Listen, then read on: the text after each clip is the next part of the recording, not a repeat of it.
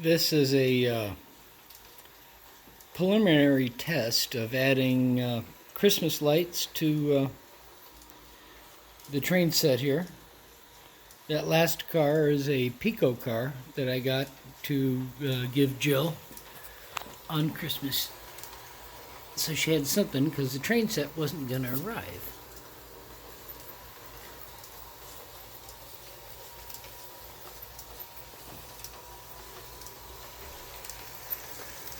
So I'll be modifying those LED lights to go along the highlights of the cars and the engine, and mixing, of course, some of the colors. The multicolored is going to be just for the this last car here, because it's green, white, and red.